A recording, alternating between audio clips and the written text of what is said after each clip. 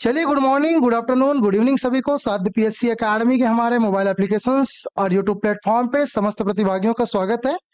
जितने भी एग्जाम्स होने वाले हैं या जितने भी एग्जाम्स आने वाले समय पे कंडक्ट किए जाएंगे, उन सभी में एक स्पेशल टॉपिक सतत विकास के बुनियादी विचार, स्पेशली सहायक शिक्षक भर्ती के इकाई 8 में ये टॉपिक शामिल किया गया है। सतत विकास के बुनियादी विचार, सस्टेनेबल डेवलपमेंट की अवधारणा उतना ही इंपॉर्टेंट है सीजीएस एसबी के जितने आने वाले समय पे एग्जाम्स होंगे। चाहे आप महिला सुपरवाइजर की तैयारी कर रहे हैं, चाहे आप व्यापम के कोई भी एग्जाम्स की तैयारी कर रहे हैं, चाहे आने वाले समय पे सीजीपीएससी एसआई मेंस देने वाले हैं, शिक्षक भर्ती व्याख्याता तक के टॉपिक में भी यहाँ से क्वेश्चंस पूछे जाएंगे। क्योंकि अभी तक जितने भी एग्जाम्स हुए हैं, चाहे आबकारी आरक्षक हो, चाहे अमीन पटवारी हो, चाहे एटीओ हो, या अलग अलग एग्जाम, जहां पे यहाँ से 100% क्वेश्चंस ऑलरेडी पूछे जा चुके हैं। चलिए स्वागत करते हैं आज की क्लास, जहां पे हम लोग देखेंगे सतत विकास के बुनियादी विचार यूनिट 8। जितने प्रतिभागी यूट्यूब पे देख रहे हैं, सबसे निवेदन है कि आप सभी वीडियो को लाइक अवश्य कर दीजिए और क्लास पूरा होने के बाद कमेंट करके जरूर बताइए कि आपको आज का क्लास कैसा लगा। क्या आप और चाहते हैं सहायक शिक्षक भर्ती के लिए कंटेंट, शिक्षक भर्ती के लिए कंटेंट? ये बिल्कुल कमेंट में आपकी होनी चाहिए। सबसे पहले आप सबको याद दिला दूं कि साध्य पीएससी एकेडमी के हमारे मोबाइल एप्लीकेशंस पे हमारी टेस्ट सीरीज सहायक शिक्षक भर्ती के लिए शुरू हो चुकी है। तो बिना देरी किए हुए ये 20 जो टेस्ट की नई, जो हमने सिलेबस अकॉर्डिंग टॉपिक वाइज विषयवार जो मॉडल टेस्ट हमने बनाए हैं, ये कुल 20 टेस्ट आपके एग्जाम ओरिएंटेड होंगे, जहां पे CDP, EVS, maths, reasoning, GS, English, Hindi, computer के एक ऐसे संग्रह आपको देखने को मिलेगा जो कि आपको चांसेस है कि पेपर में हुबहू क्वेश्चंस देखने को मिल जाएगी। हमारी कोशिश ये रहती है कि हम ज्यादा से ज्यादा ये प्रयास करते हैं कि जो टेस्ट सीरीज बनाए जाते हैं वो एग्जाम ओरिएंटेड हो, सीजीएस एसबी सीजी व्यापम के तर्ज पे हो, ताकि बच्चे यहाँ के जो क्वेश्चंस करे वो आपको एग्जाम में छपते हुए दिखाई दे। डायरेक्ट क्वेश्चन अब तक देखने को मिले हैं और ऐसे ही आगे आपको देखने को मिलते रहेंगे। कुछ भी दिक्कत होता है तो हमारे दिए गए नंबर पे आपको कॉल कर लेना है और अपनी समस्याओं का समाधान कर लेना है। तो सारे बच्चे जितने प्रतिभागी जो जुड़ रहे हैं, सबको एक बार फिर याद दिला दूं कि हमने सहायक शिक्षक भर्ती के लिए ईवीएस की एक शानदार बुक भी बनाई है। ये हमारी ईवीएस की शानदार बुक आपको मिलेगा केवल साध्य पीएससी एकेडमी के मोबाइल एप्लीकेशंस पे, और कहीं अवेलेबल नहीं है, केवल हमारे मोबाइल एप्लीकेशंस पे मिलेगा। डिस्क्रिप्शन पे कमेंट में आपको लिंक मिल जाएगा, वहां से आप पीडीएफ डाउनलोड करके एक नए सिलेबस के अकॉर्डिंग नए एमसीक्यू पैटर्न पे इसको पूरी तरीके से आप पढ़ सकते हैं, प्रिंट आउट निकाल के रख सकते हैं। चलिए हम बात करते हैं आज की क्लास के बारे में, जहां पे हम लोग स्पेशली डिस्कस करेंगे सस्टेनेबल डेवलपमेंट के बारे में। चाहे आप कोई भी एग्जाम की तैयारी कर रहे हैं, स्पेशली व्यापम के एग्जाम्स, तो और बेहतरीन शिक्षक भर्ती, सहायक शिक्षक भर्ती के तो सिलेबस में ही एड ऑन कर दिए हैं। तो क्या क्या चीजें रहने वाली है, क्या क्या चीजें हमको जाननी है, सारी बिंदुओं पर हमारी चर्चाएं चलेंगी। तो हेडिंग डालेंगे बेटा सस्टेनेबल डेवलपमेंट। क्या है सर सस्टेनेबल डेवलपमेंट? ये विचार कैसे आया, ये विचार को लाने के पीछे रीजन क्या थे? एकदम सिंपल सी भाषा में बताता हूँ। सतत विकास, जिसको हम लोग धारणीय विकास भी बोल देते हैं और अंग्रेजी में बोलते हैं सस्टेनेबल डेवलपमेंट, ये जो धारणीय विकास है, सस्टेनेबल डेवलपमेंट है क्या चीज, इसकी परिभाषा क्या है? तो इसकी परिभाषा ये बोलती है कि अपनी आवश्यकताओं को पूरा करते हुए जो आने वाली पीढ़ी है उनके लिए संसाधन को, रिसोर्स को बचा के रखना, जो संपत्ति है, चाहे वो आर्थिक हो, चाहे सामाजिक हो, चाहे प्राकृतिक संसाधन हो, उसको बचा के रखना, सेविंग करके रखना, क्या कहलाता है? सतत, निरंतर, सस्टेनेबल या धरणीय विकास। अलग अलग नामों से जाना जाता है। एग्जाम हॉल में आपको बोल देगा कि धरणीय विकास क्या है, कई बार बोलता है सस्टेनेबल डेवलपमेंट, अंग्रेजी में दे देगा, और हिंदी में भी सस्टेनेबल डेवलपमेंट। हिंदी में डायरेक्ट आपको सतत विकास बोला जाता है। तो ये सतत विकास वही है कि अपनी आवश्यकताओं को पूरा कीजिए और आने वाली पीढ़ी के लिए भी आप संसाधनों को बचा के रखिए, सतत विकास कहलाता है। अच्छा, सतत विकास को हम ऐसे भी समझ सकते हैं कि अगर हमारे पास 4 एकड़ जमीन है, तो हम 4 एकड़ जमीन को ऐसा नहीं कि हम जब तक इस दुनिया में जी रहे हैं तब तक एकदम ऐसो आराम करके बेच बेच के उस पैसे को हम लोग इंजॉय कर रहे हैं, और हमारे जो बच्चे होंगे, हमारे जो आने वाले पीढ़ी है, उसके लिए संसाधन को बचाएंगे नहीं। ये फॉर एग्जाम्पल है। तो यही हमारे मिस कॉन्सेप्ट को कॉन्सेप्ट में बदलता है कौन? सतत विकास। कि हम उतना ही पानी का उपयोग करें जितनी हमको आवश्यकता है, क्योंकि आने वाली पीढ़ियों के लिए भी पानी को बचा के रखना इंपॉर्टेंट है। हम उतने ही कोयले का, उतने ही रिसोर्सेस का, उतने ही संसाधन का उपयोग करें जितने हमको जरूरत है, और आने वाली पीढ़ी के लिए हमको बिजली बचा के रखना है। हमारे बच्चे होंगे, उसके और बच्चे होंगे, उसके और बच्चे होंगे, जितनी पीढ़ी है उनके लिए भी तो संसाधन होना चाहिए ना। ऐसा नहीं कि जितना सोना है अभी निकाल लो, जितना कोयला है अभी निकाल लो, हमारी आवश्यकता को देखते हैं बाकी भाड़ में जाए। ऐसा नहीं होना चाहिए। हम अपनी आवश्यकताओं को पूरा करते हुए आने वाली पीढ़ियों के लिए उनकी जरूरतों को ध्यान में रखते हुए चीजों को सेव करके रखना, संसाधनों को बचा के रखना सस्टेनेबल डेवलपमेंट कहलाता है, सतत विकास कहलाता है। उम्मीद है ये कॉन्सेप्ट आपको समझ में आ गया होगा कि सतत विकास है क्या चीज। अच्छा, इसका जो विचार है, इसका विचार एक कमिटी बनी जिसको हम लोग बोल देते हैं ब्रुटलैंड कमिटी, और उन्होंने एक रिपोर्ट सौंपा जिसको बोलते हैं ब्रटलैंड रिपोर्ट। ये कई बार एग्जाम पूछा जा चुका है कि फाइनली ब्रटलैंड रिपोर्ट कब बनाई गई थी। तो याद रखना मेरे दोस्तों कि ब्रटलैंड रिपोर्ट 1987 में, ऑप्शन में ये भी रहेगा 1887। ठीक है, तो कंफ्यूजन नहीं होना भैया, 1887 गलत आंसर होगा, है ना। आपको क्या टिक करके आना है, 1987। ठीक है, 1987, 1987 इज द करेक्ट आंसर, क्योंकि एग्जाम हॉल में कंफ्यूजन होता है। सर ने तो बताया था यार 87 तो याद है, लेकिन आगे क्या रहेगा, 17 रहेगा कि 18 रहेगा कि 19 रहेगा कि 2017 रहेगा, तो ऐसे कंफ्यूजन नहीं होना है। 1987 आप कभी नहीं भूलोगे, क्योंकि मैंने स्पेशली आपको बता दिया है। चलिए क्या क्या चीजों पे बात करते हैं, ये इस पर थोड़ा सा समिति पर डिस्कस करते हैं। वास्तव में जो रिपोर्ट सौंपा गया, जैसे कि फॉर एग्जांपल हमने कमिटी है और हमने कमिटी बनाई, कमिटी का नाम क्या है, ब्रटलैंड कमिटी, जिन्होंने ब्रटलैंड रिपोर्ट प्रस्तुत किया। ये रिपोर्ट प्रस्तुत किया, है ना, सरकार के सामने या जो कमिटी है यूएन के सामने, और उन्होंने ऐसे कमिटी को रिपोर्ट सौंपी। रिपोर्ट मतलब एक लेख, हाँ, दस्तावेज। अब रिपोर्ट में क्या क्या चीजों के बारे में बात था, रिपोर्ट में यह था कि आर्थिक सामाजिक विकास ही सतत विकास है, जहां पे हमको पर्यावरण का संरक्षण करना है। ये नहीं कि अंधाधुंध लकड़ी को काटते चलो, भैया आने वाली पीढ़ी को भी तो लकड़ी की जरूरत है कि नहीं है। सामाजिक समानता पे ध्यान रखेंगे, क्योंकि सब समाज के हर एक लोग, हर एक समूह क्या है, बराबर है। तीसरी बात, सामाजिक समानता के साथ साथ आर्थिक विकास बहुत जरूरी है। आर्थिक विकास कहने का मतलब क्या है, आर्थिक विकास मतलब सबके पास पैसा होना चाहिए, धन होना चाहिए, ताकि वो अपने आप को गरीब महसूस ना करे, अपने आप को भूखमरी महसूस मत करे। उनके पास भी आय की समानता होनी चाहिए। ये नहीं किसी के पास 1 लाख है तो किसी के पास 1 रुपया है, ऐसा नहीं होना चाहिए। तो इन सारी चीजों पर रिपोर्ट सौंपती है कौन, ब्रटलैंड रिपोर्ट। अब ब्रटलैंड रिपोर्ट के में जो कमिटी सौंपी थी, इसके बारे में थोड़ा सा जान लेते हैं, क्योंकि यहां से क्वेश्चंस पूछे जाते हैं। ठीक है, तो यहाँ पे हम हेडिंग डाल देंगे ब्रटलैंड रिपोर्ट। कई बार लैंड बोल देते हैं और कई बार ब्रटलैंड रिपोर्ट। ठीक है, कब बनी थी बता चुका हूं भाई, 1987। ये डेट आपको याद रखना है बेटा कि ब्रटलैंड रिपोर्ट कब आई थी, 1987। इसकी जो थीम है ना, ये कई बार एग्जाम पूछा गया, स्पेशली नेट सेट जैसे एग्जाम्स में तो और बहुत इंपॉर्टेंट हो जाता है। तो इसकी जो थीम थी वो बोला था हमारा साझा भविष्य, हमारा साझा भविष्य। ये लो भैया, आवर कॉमन फ्यूचर, अंग्रेजी में भी पूछ देते हैं कई बार, तो अंग्रेजी में भी याद रखना है, आवर कॉमन फ्यूचर, ये अंग्रेजी में भी पूछ देते हैं ना। तो भैया 1987 की जो थीम थी वो विषय क्या थी, आवर कॉमन फ्यूचर। ये आपको याद रखना है, ये आपको जानना है। टोटल किसके बारे में बात कर रहा था, सतत विकास के बारे में। किसके बारे में बात कर रहे थे, सतत विकास के बारे में। अब ठीक है, इन्होंने अपना रिपोर्ट 1987 में तो दे दिया। 1987 में इनका टारगेट यही था कि हमारा साझा भविष्य, हम सब मिलके इन चीजों को बचाएंगे, पर्यावरण को बचाएंगे, संसाधन को बचाएंगे, और आने वाली पीढ़ी के लिए हम अपने संसाधनों को क्या करेंगे, सेव करके रखेंगे, ताकि उनका भी काम आ जाए। लेकिन इसके लिए एक समझौता होता है, और वो समझौता था पेरिस समझौता, जिसको बोलते हैं बेटा पेरिस एग्रीमेंट 2015। ये कई बार एग्जाम में पूछा जा चुका है। सतत विकास के लिए जो पेरिस समझौता हुआ था, है ना, वो कब हुआ था, तो कब हुआ था, 2015 में। कब हुआ था, 2015 में। अच्छा, पेरिस कहाँ है सर, तो फ्रांस में है। कहाँ है, फ्रांस में। ये जो एफिल टावर दिख रहा है ना, ये इसका प्रतीक है भैया ना, एफिल टावर। ठीक है, क्योंकि एफिल टावर कहाँ है। चलिए, तो यहाँ पे पेरिस समझौता हुआ, और पेरिस समझौता 2015 में कुछ बातों को रखा गया। कौन कौन सी बातें थी सर, उसको थोड़ा सा बता दीजिए। बिल्कुल भाई, इस पर ही डिस्कस करेंगे। तो यहाँ पे टोटल जितने भी देश थे, उसमें से जितने भी देश थे, इन देशों में 196 देशों ने हस्ताक्षर किया, साइन किया। किस चीज पे, कि हम हमारा जो साझा भविष्य है, जो विषय लेके चल रहे हैं, जो थीम लेके चल रहे हैं, जो दुनिया को एक साथ जोड़ने की तैयारी चल रही है, संसाधन को बचाने की तैयारी चल रही है, पर्यावरण को सेविंग करने की जो तैयारी चल रही है, इसमें 196 देश ने साइन किया।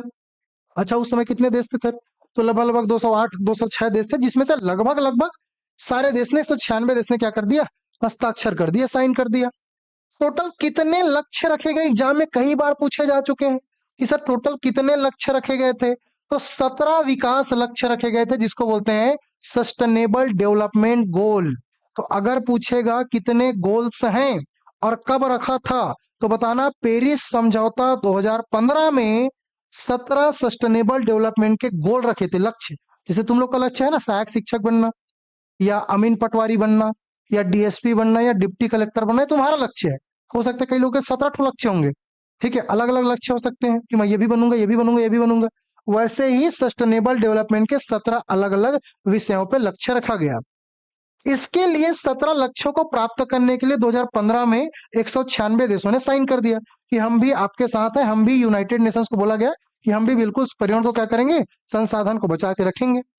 अच्छा, इसके 17 को और अलग अलग भागों में बांटा गया, और 17 को और अलग अलग भागों में बांट के 169 कितने 169 टारगेट्स रखे गए। क्या रखे गए? टारगेट। टारगेट मतलब उपलक्ष्य। क्या रखे गए? उपलक्ष्य। जैसे फॉर एग्जांपल तुम्हारा टारगेट क्या है, तो पहले तो तुम्हारा गोल क्या है, सहायक शिक्षक बनना या गुरुजी बनना। अगर तुम्हारी सबको एकदम सिंपल भाषा में समझाऊं तो तुम लोग का लक्ष्य क्या है? गुरुजी बनना। गुरुजी बनने लक्ष्य है ना, सर मैडम बनना। लेकिन ये तुम्हारा गोल है, और गोल के अंतर्गत 3 आएंगे। क्या तुम वर्ग 3 के टारगेट कर रहे हो, या तुम वर्ग 2 को टारगेट कर रहे हो, या वर्ग 1 को टारगेट कर रहे हो, या सीजी टेट को टारगेट कर रहे हो, या सी टेट को टारगेट कर रहे हो? बस करना क्या चाहते हो? या केवीएस को टारगेट करो, केंद्रीय विद्यालय, या नवोदय विद्यालय को टारगेट कर रहे हो, या स्वामी आत्मानंद स्कूल में जाने की तैयारी कर रहे हो, या कुछ और स्कूल व्हाटएवर जो भी होंगे, है ना, वही कस्तूरबा स्कूल, तो कहीं तो तुम्हारा टारगेट होगा। तो इन 17 लक्ष्यों, देखो लक्ष्य देखिए गुरुजी बनना, लेकिन तुम्हारे गुरुजी बनने के अलग अलग सेक्शंस बटे हुए हैं। इसीलिए 17 को अगर हम बहुत सारे कैटेगरी में बांटेंगे तो कितने टारगेट हो जाएंगे? तो टारगेट की संख्या है बेटा 169। कितने हैं? 169। कितने हैं? 169। याद रखना है, दोनों को मैच द कॉलम करके पूछ सकता है। सही जोड़ी बनाइए। तो गोल कितने हैं? 17। टारगेट कितने हैं? 169। इसीलिए अंग्रेजी में भी बता रहा हूं, ताकि अंग्रेजी में भी चीजें आपको याद रहे। ठीक है, तो कितने हैं? ठीक, 169। कमेंट जरूर कीजिए भैया आज का क्लास कैसे लगे उसको, और एक बार फिर बताता हूँ वीडियो को लाइक करना ना भूलें, है ना। चलिए आगे देखते हैं। 247 प्लस कुल संकेतक थे, इंडिकेटर्स। कितने इंडिकेटर्स? 247 से अधिक। तो एक साइड दे देगा गोल, एक साइड देगा टारगेट, एक साइड देगा इंडिकेटर। इधर 17, 169 और 247। तो ये बहुत इंपॉर्टेंट। यहां से फैक्ट पूछे जा सकते हैं कि कितने लक्ष्य हैं, तो 17 लक्ष्य हैं। कितने टारगेट हैं, उप संकेतक, तो 169। और अगर आपसे पूछेगा कितने इंडिकेटर्स के साथ साथ सब इंडिकेटर्स, तो 247। तो ये आपको तीनों चीजें स्पष्ट रूप से हमने डिस्कस कर लिया। अब इसी 2000 जो 15 हुआ पेरिस समझौता, याद रखना ये सब कब डिसाइड किया गया है? पेरिस समझौता में। ब्रटलैंड रिपोर्ट 1987 सिर्फ एक दस्तावेज था, रिपोर्ट था, जिसमें लिखा गया था हम ये प्रयास करने जा रहे हैं, हमारा साझा भविष्य। बाकी काम 2015 में क्या हुआ? 2015 के, है ना, कब हुआ ये पूछा जाता है। तो कब हुआ? तो याद रखना कोप 21। कब हुआ? तो भैया कोप 21। ठीक है, जो क्लाइमेट चेंज के लिए जो होता है मीटिंग्स है ना, उसमें क्लाइमेट जो जलवायु परिवर्तन के लिए जो हमारी प्लानिंग्स होती है, उसके अंतर्गत हमने कोप 21 जो 2015 में हुआ था फ्रांस के पेरिस में, ये सब टारगेट वहां पे हमने क्या किए थे? रखे थे। अब सबसे इंपॉर्टेंट चीज तो ये है, इन पूरे 17 विकास लक्ष्य को 5 अलग अलग स्तंभ में बांटा गया। कितने स्तंभ में बांटा गया? 5 अलग अलग स्तंभ। अब भैया हमारे पास 17 लक्ष्य है, लेकिन मेन रूप से क्या क्या चीजें हैं? 17 लक्ष्य किसके किसके बारे में बात करता है? तो 17 जो लक्ष्य है ये किससे किसके बारे में बात करता है? ये बात करता है प्यूपल, लोगों के बारे में। भाई प्यूपल बहुत इंपॉर्टेंट है, 5P है। तो प्यूपल, प्यूपल बहुत इंपॉर्टेंट है। हम लोगों के लिए चीज करने जा रहे हैं कि लोग गरीबी से ना मरे, लोग भूखमरी से ना मरे, लोगों के स्वास्थ्य अच्छा रहे, लोगों का शिक्षा अच्छा रहे। यही बात किसमें शामिल थी? सस्टेनेबल डेवलपमेंट के 5 स्तंभ में शामिल थी, जिसको हम लोग बोलते हैं 5PC। पी मतलब अलग अलग पी का मतलब है, जहां पे पहला पी का मतलब क्या है? प्यूपल, है ना, ये लिखा है ना 5PS। तो पहला पी का मतलब है प्यूपल्स। ठीक है, प्यूपल। दूसरा है प्लैनेट। प्लैनेट मतलब होता है बेटा ग्रह। दूसरा क्या है? प्लैनेट। प्लैनेट मतलब ग्रह। तो कौन सा ग्रह रहते हैं? हम लोग धरती पे रहते हैं, पृथ्वी पे रहते हैं, तो पृथ्वी हमारा ग्रह है। तो भैया पृथ्वी को अच्छा से रखना हमारी जिम्मेदारी है ना। ये नहीं कि पृथ्वी ने जो पेड़ पौधे दिए उसको काट काट के बेचे जा रहे हैं। कोयला को निकाल निकाल के इलेक्ट्रिसिटी बनाए जा रहे हैं, या सोना चांदी की निकाल रहे हैं। भाई आने वाले पीढ़ी के लिए बचा के रखना तो जरूरी है ना। तो यहाँ पे अर्थव्यवस्था के साथ साथ जलवायु, जल और जीवन संरक्षण पे बात की गई कि वास्तव में हम पृथ्वी कैसे सुरक्षित रह सकते हैं, पृथ्वी कैसे सुंदर रख सकते हैं, उसके बारे में बात की गई। आपसे पूछेगा 5P के अंतर्गत क्या क्या आएगा। उसके बाद तीसरा है प्रॉस्पेरिटी, समृद्धि। तीसरा क्या है? समृद्धि। तो पहला पी मतलब प्यूपल, दूसरा पी मतलब प्लैनेट, और तीसरा पी मतलब क्या होता है बेटा? प्रॉस्पेरिटी। और चौथा पी मतलब होता है शांति, पीस। भाई काम कंजट होगा, थोड़ी चीजें अच्छा रहेगा, तो न्याय रहना जरूरी है, शांति रहना जरूरी है देश में या पृथ्वी में, ठीक है। तो यहाँ पे न्याय, मजबूत संस्थान और सुरक्षा की बात की गई कि क्या क्या चीजें संस्थान हो सकता है जो कि न्याय व्यवस्था को और शांति को सुदृढ़ीकरण कर सकते हैं। फिर लास्ट है भैया पार्टनरशिप। क्या है? पार्टनरशिप, वैश्विक सहयोग। अब मैं अकेला सस्टेनेबल डेवलपमेंट करूंगा तो सही है क्या? नहीं, उन सबकी भी कुछ ना कुछ भूमिका होनी चाहिए। आप सब मिलकर चीजों को करेंगे तब तो हमारा पर्यावरण स्वस्थ रहेगा, हमारा आर्थिक स्थिति सही रहेगा। तो इन्हीं चीजों को करना है, कोई एक अकेला व्यक्ति नहीं कर सकता, ठीक है। फॉर एग्जाम्पल मैं हर चीज में सपोर्ट कर रहा हूँ, कोई और मेरे साथ 10 लोग जुड़े, उन लोग कुछ करेंगे नहीं, तो क्या चीज सही हो पाएगा? क्या नहीं, क्योंकि मैं उन 10 लोगों पे ध्यान दूंगा कि फिर हम लोग को पर्यावरण को सुरक्षित करने में ध्यान देना है। तो हमको क्या करना है? साथ में लेके सहयोगात्मक रूप से क्या करना है? आगे बढ़ना है। तो चलिए इसको एक बार यहाँ पे हम लोग देख लेते हैं कौन कौन से 5P है, ठीक है। एग्जाम में पूछा जा सकता है कितने सस्टेनेबल डेवलपमेंट के P हैं, तो कितने P हैं? 7। कितने P है? 5। कौन कौन से P है भाई? तो पहला P मतलब प्यूपल, प्यूपल मतलब लोग। पहला P क्या है? प्यूपल, प्यूपल मतलब क्या? लोग, ये है ना, प्यूपल, प्यूपल मतलब लोग। दूसरा है प्लैनेट, प्लैनेट मतलब हिंदी में भैया ग्रह, हिंदी में क्या? प्लैनेट, ग्रह, ठीक है। तीसरा है प्रॉस्पेरिटी, समृद्धि। क्या है? समृद्धि, ये समृद्धि होना चाहिए। प्रॉस्पेरिटी क्या होता है? प्रॉस्पेरिटी। और चौथा हमारा क्या है? चौथा है हमारा पीस, पीस मतलब शांति, पीस मतलब शांति। तो ये हमारा शांति, क्या है? शांति। प्रॉस्पेरिटी मतलब शांति, ठीक है। क्या करना है? अरे यार, शांति। और लास्ट है भैया हमारा पार्टनरशिप, पार्टनरशिप मतलब साझेदारी। तो ये 5P आपको पता होना चाहिए। सस्टेनेबल डेवलपमेंट के कितने P? 5P। अगर इन 17 लक्ष्यों को प्राप्त करना है तो हमारे एम, हमारे टारगेट्स क्या होने चाहिए? ये 5P होने चाहिए, ठीक है। ये पर्यावरण का बहुत इंपॉर्टेंट चैप्टर है, ये विज्ञान और प्रौद्योगिकी का बहुत ज्यादा इंपॉर्टेंट चैप्टर है, ठीक है। चलिए, गुड मॉर्निंग, जितने बच्चे जुड़ रहे हैं सबको गुड मॉर्निंग, लाइक अवश्य कर दीजिएगा, ठीक है। चलिए आगे देखते हैं कि वास्तव में 17 सस्टेनेबल जो डेवलपमेंट गोल्स बताए गए थे, ये गोल्स कौन कौन से थे, कौन कौन से 17 लक्ष्य है, ये आपको एक एक करके लाइन बाय लाइन याद होना चाहिए। क्योंकि पेपर में क्वेश्चंस पूछ देता है कि पहला नंबर वाला कौन सा है, दूसरा नंबर वाला कौन सा है, तीसरा नंबर वाला कौन सा है, चौथा नंबर वाला कौन सा है, पांचवा नंबर वाला कौन सा है, छठवां। या सही जोड़ी में बोल देगा, इधर 1 2 3 4 दे देगा, इधर कुछ ऊपर नीचे देगा। अभी दिखाऊंगा क्वेश्चंस करा के कि किस प्रकार के प्रश्न पूछे जाते हैं। देखिए बेटा, पहला वाला जो है ये क्या है? गरीबी की पूर्ण समाप्ति। हमारे देश में, भारत देश में और विश्व में कोई व्यक्ति गरीब नहीं रहना चाहिए। इसके लिए हम लोग बहुत सारी योजना चला रहे हैं। जैसे कि आज जब हम जो जो अन्न दे रहे हैं, जो चावल बांट रहे हैं, है ना, पर व्यक्ति 7 किलो 35 किलो फैमिलीज को, तो ये किसके तहत है? ताकि कोई बच्चा क्या ना रहे, गरीब ना रहे। उनको हम लोग आर्थिक रूप से ध्यान दे रहे हैं, है ना। जैसे भी पता है ना, महिलाओं के 1,000 देते हैं, या जो भी चैरिटीज बनी है उन लोगों को खाना दे रहे हैं, या हम लोग ये कोशिश करते हैं कि कोई गरीब ना सो, इसके लिए कुछ कुछ वितरण करते रहते हैं। सरकार ने बहुत सारी योजना लाए हैं स्वास्थ्य को लेकर तक कि कोई गरीबी में मरे मत, ठीक है। तो बहुत सारे हम लोग की पहली प्रायोरिटी क्या है कि भैया गरीबी की पूर्ण समाप्ति, कि गरीबी ही नहीं रहना चाहिए। ये सरकार का लक्ष्य है, ठीक है। ये सरकार का क्या है? लक्ष्य है। अच्छा, ये जितने भी लक्ष्य आपको 2015 में डिसाइड किया गया था, ये जितने 2015 में जो लक्ष्य डिसाइड किए गए थे, इसको हमको कब तक प्राप्त करना है? 2030। कब तक प्राप्त करना है? 2030 तक। अभी 2026 चल रहा है, इसीलिए ना क्वेश्चन ज्यादा पूछे जाते हैं कि वास्तव में हम लोग 2 4 5 साल बचा हुआ है ना, तो हम लोग कितना पहुंच करीब है प्राप्त करने के। हम लोग प्राप्त किए हैं कि नहीं किए, बस कि लिख दिए हैं शून्य गरीबी, और जिधर देखो उधर तो गरीबे गरीब दिख रहा है। ऐसे नहीं होना चाहिए, ठीक है। तो हमारा पहला टारगेट क्या है? गरीबी की पूर्ण समाप्ति, कि हम गरीबी को क्या कर देंगे, पूरी तरीके से समाप्त कर देंगे, है ना। ये यूनाइटेड नेशंस का सस्टेनेबल डेवलपमेंट पेरिस समझौता का पहला लक्ष्य है, पहला गोल है। 17 में से पहला कौन सा है भैया, गरीबी की पूर्ण समाप्ति। दूसरा, शून्य भूखमरी, कोई व्यक्ति भूखा ना मरे, सबको खाना मिलना चाहिए। देखो गरीबी में बहुत सारा चीज आ जाता है, गरीबी की परिभाषा अलग है जो इकोनॉमिक्स में हम लोग पढ़ेंगे, लेकिन यहाँ पे क्या है, भूखमरी और गरीबी। तो कोई भूख से ना मरे, इसके लिए सरकार ने अलग अलग तरीके से अलग अलग कोशिश किया। बच्चे भूख में मत रह करके मिड डे मील योजना, मध्याह्न भोजन जी, स्कूल में क्या करते हैं, मध्याह्न भोजन बंटवा रहे हैं। अलग अलग संस्थान अलग अलग एनजीओ के माध्यम से खाना वाना वितरण करा रहे हैं। तो ये हमारी कोशिश रहती है।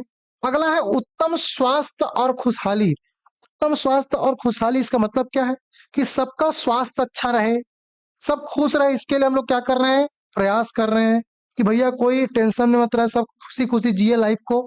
ठीक है, इसलिए हम लोग क्या कर रहे हैं, तीसरा लक्ष्य क्या है, स्वास्थ्य। तो एक एक याद रखना है, पहला वाला गरीबी, दूसरा वाला भूखमरी और तीसरा वाला स्वास्थ्य। ये तीनों ना 1000 बार एग्जाम में पूछा जा चुका है कि पहला वाला सस्टेनेबल डेवलपमेंट गोल क्या है।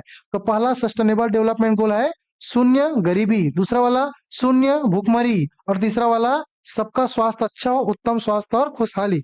चौथा बेटा गुणवत्तापूर्ण शिक्षा, बहुत इंपॉर्टेंट है गुणवत्तापूर्ण शिक्षा। अब गुणवत्तापूर्ण शिक्षा क्यों इंपॉर्टेंट है सर, क्योंकि भैया हम लोग तो शिक्षा से जुड़े हुए हैं ना, हम लोग टीचर हैं, आप लोग स्टूडेंट हो, आप लोग को पेपर दिलाना है, तो हमको चौथा नंबर का जानना बहुत जरूरी है। पढ़ा देना सही नहीं है, गुणवत्तापूर्ण शिक्षा देना, एग्जाम ओरिएंटेड, बच्चे का कौशल विकास होना चाहिए, ये ज्यादा इंपॉर्टेंट है। तो यहाँ पे हम लोग गुणवत्तापूर्ण शिक्षा की बात करते हैं। पांचवा बेटा लैंगिक समानता। लैंगिक समानता तो महिला सशक्तिकरण की ओर बढ़ावा देना, जेंडर स्टेरियोटाइप से नहीं करना है, लैंगिक रूढ़िवादिता को बढ़ावा नहीं देना है, लैंगिक भूमिका को बढ़ावा नहीं देना है। हमको किसको देना है, लैंगिक समता और लैंगिक समानता को, कि महिला और पुरुष में कोई विभेद ना किया जाए। जो काम महिलाएं कर सकती है वो पुरुष भी कर सकते हैं, जो पुरुष कर सकते हैं वो महिलाएं भी कर सकते हैं। हाँ, जिनको जरूरत है वो इक्विटी के बेस पे, समता के बेस पे हम लाने का प्रयास करेंगे। तो यहाँ पे महिलाओं को उनका क्या देंगे, अधिकार देंगे, पुरुषों को उनका अधिकार देंगे, और हम लोग समाज को क्या करेंगे, बराबर लाके खड़ा करेंगे। यहाँ कोई महिला पुरुष नहीं होना चाहिए, हम सबको सब काम कर सके इस प्रकार के माहौल क्रिएट करेंगे। ये है पांचवा नंबर का लैंगिक समानता। छठवां नंबर बेटा स्वच्छ जल और स्वच्छता। छठवा क्या है, स्वच्छ जल और स्वच्छता। छठवा क्या है, स्वच्छ जल और स्वच्छता। भाई हर घर नल योजना आया है, ये गंदा पानी दे देगा क्या, बोरिंग खुदवा रहा है सरकार, तो क्या गंदा पानी निकलेगा क्या, नहीं भैया। सरकार की मंशा ये है, यूनाइटेड नेशंस की मंशा ये है, गवर्नमेंट की मंशा ये है कि सब व्यक्ति को स्वस्थ पानी मिले, स्वच्छ पानी के साथ साथ स्वच्छता हो आसपास। इसीलिए तो अलग अलग योजनाएं चली जा रही है, स्वच्छ भारत अभियान। ठीक है, तो ये सारी चीजें आपको क्या करना है, आपको समझना है। ठीक है सर, स्टार्टिंग के सबको फिर बता दी, आपकी गलती भाई, आप समय पे नहीं जुड़ेंगे तो, है ना। स्टार्टिंग से हम लोग आखिरी में बेटा रिवीजन करेंगे, ठीक है। चलिए, सस्ती और स्वच्छ ऊर्जा। सस्ती और स्वच्छ ऊर्जा करने का मतलब क्या है, हमारी कोशिश ये रहेगी बेटा कि हम सबको क्या करेंगे, सस्ती एनर्जी दें। आज जो पेट्रोल का रेट है उसको और कम करें, या जो ये बिजली बिल है उसको हम लोग कम करें। ठीक है, आखिरी में मैं रिवीजन कराऊंगा बघेल जी, टेंशन लेने का आवश्यकता नहीं बेटा, है ना। आखिरी में हम लोग पूरा रिवीजन करेंगे, है ना। चलिए, सस्टेनेबल और स्वच्छ ऊर्जा। आठवां नंबर का सम्मानजनक कार्य और आर्थिक विकास। क्या है, सम्मानजनक कार्य और आर्थिक विकास। इसका मतलब क्या है कि लोगों को उनके सम्मानजनक कार्य मिलने चाहिए, उनके आर्थिक विकास पे हमको ध्यान देना चाहिए। ये नहीं कि हम उनके आर्थिक विकास पे ध्यान ही नहीं दे रहे हैं, ऐसा नहीं होना चाहिए। हम उनके लिए सम्मानजनक कार्य और यहाँ पे आर्थिक विकास पे पूर्ण ध्यान देंगे। 9वां नंबर है उद्योग नवाचार और बुनियादी ढांचा। उद्योग नवाचार और बुनियादी ढांचा करने का मतलब क्या है, हम नवाचार को बढ़ावा देंगे, हम नए नए टेक्नोलॉजी लाएंगे। देखो आज का मोबाइल का चार्जिंग 10 मिनट में हो जा रहा है, पहले तो 2 घंटे में होता था चार्जिंग मोबाइल का, है ना। तो हम नए एडॉप्टर बनाएंगे, नए एडॉप्टर में क्या होगा कि चार्जिंग लगाए 10 मिनट में मोबाइल फुल चार्जिंग 100%। तो कैसे हुआ, ये नवाचार से हुआ। उद्योग का क्या देख रहे हैं, उद्योग का देख रहे हैं जगह जगह सरकार इंडस्ट्रीज बना रही है ताकि लोगों को उनकी आवश्यकता के अनुसार सामान मिल सके। पहले क्या होता था, हमको 10 किलोमीटर पैदल जाके सामान लेना पड़ता था, आज साइकिल आया, साइकिल से बाइक आया, बाइक से और आ रहे हैं, अभी ई-रिक्शा। तो कितना एडवांस होते जा रहा है हमारी टेक्नोलॉजी, कितना एडवांस हो जा रहा है हमारा उद्योग, तो इसी के बारे में बोला गया। चलिए 8 को 9 को रिवीजन करते हैं। पहला बेटा गरीबी की पूर्ण समाप्ति, दूसरा है शून्य भूखमरी, तीसरा है उत्तम स्वास्थ्य और हमारा क्या, खुशहाली, चौथा है गुणवत्तापूर्ण शिक्षा, पांचवा है लैंगिक समानता, और छठवां क्या है, स्वच्छ जल और स्वच्छता। सातवां क्या है, सस्ती ऊर्जा, और हम क्या करेंगे भैया, स्वच्छ ऊर्जा प्रदान करेंगे। तो सस्ता होना चाहिए, स्वच्छ ऊर्जा प्रदान करेंगे। ये नहीं कि सस्ता होगा और इधर प्रदूषण फैला रहा है, ऐसा नहीं होना चाहिए। आठवां क्या बताया मैंने, सम्मानजनक कार्य, और क्या बताया, आर्थिक विकास। नौवां क्या बताया, उद्योग, नवाचार और बुनियादी ढांचा।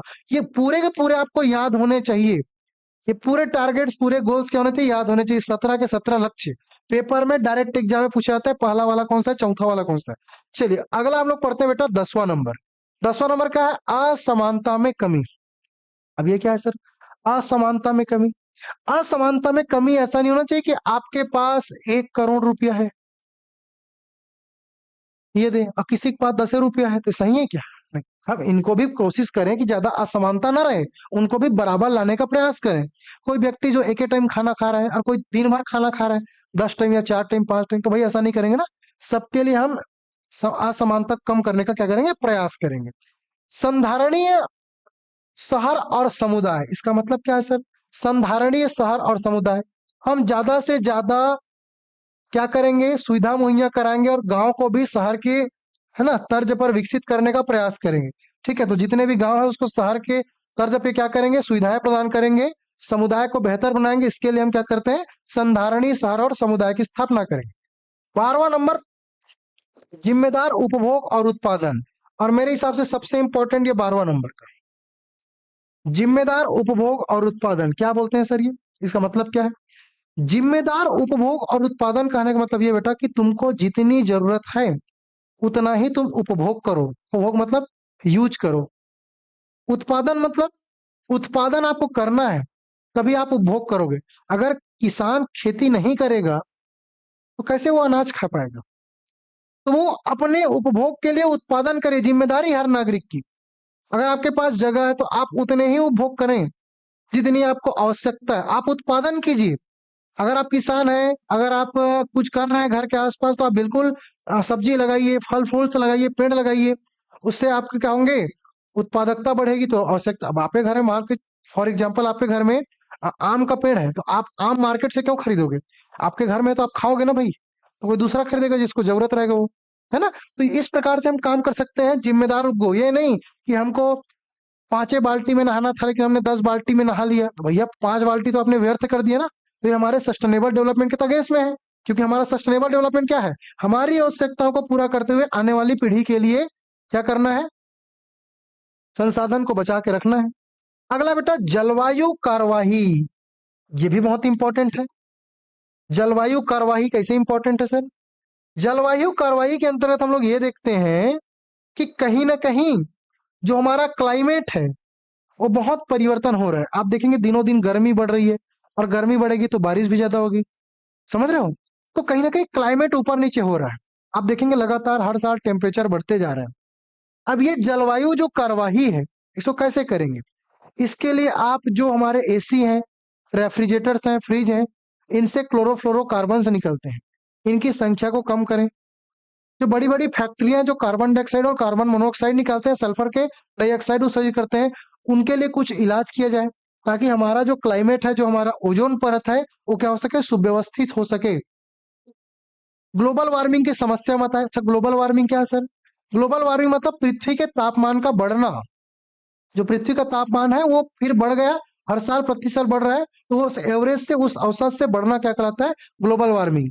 तो एक लाइन में बोलेंगे तो पृथ्वी का तापमान का बढ़ना क्या है, वैश्विक तापन या ग्लोबल वार्मिंग है। अब इस ग्लोबल वार्मिंग के तहत बहुत सारी समस्याएं हो रही, तो हमको क्लाइमेट को बचा के रखना है, जलवायु पे काम करेंगे, मौसम को बिगड़ने नहीं देना है। कभी भी बारिश हो जा रहा है तो ऐसा सही है क्या, नहीं है ना भाई, क्योंकि फसल बर्बाद होंगे उस, तो हमको क्लाइमेट पे ध्यान देना है। 14 नंबर का है जल के नीचे जीवन। जल के नीचे जीवन कहने का मतलब क्या है, जो पानी के अंदर जो जीव जंतुएं रहते हैं, मछलियां रहती है, जो वनस्पतियां रहते हैं, बड़े बड़े जो अलग अलग, बड़ी मछलियां, छोटी मछलियां, बड़ी बड़ी वनस्पतियां, उनको बचा के रखना है, क्योंकि वो भी हमारे पर्यावरण के बायोडाइवर्सिटी के लिए बहुत इंपॉर्टेंट है। तो जो भी जल के नीचे जीवन व्यतीत कर रहे हैं उनको भी हमको संरक्षण करना है, पानी खराब नहीं करना है। भूमि पर जीवन, भूमि पर जो जीवन जी रहे हैं, शेर, भालू, कुत्ता, बिल्ली, इनको भी क्या करना है हमको, इनके जीवन को भी ध्यान में रखना है, क्योंकि बायोडाइवर्सिटी पढ़ रही है, नहीं पूरा तितली के संप्रदाय खत्म कर दीजिए, सही रहेगा क्या, नहीं। पूरे मधुमक्खी संप्रदाय खत्म कर दीजिए, सही रहेगा क्या? नहीं।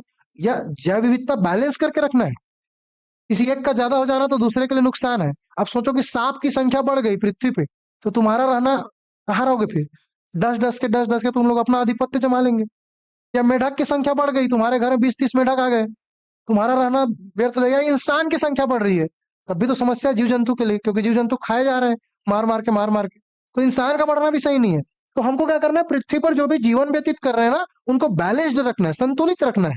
अगला बेटा 16 नंबर का, शांति, न्याय और मजबूत संस्थाएं।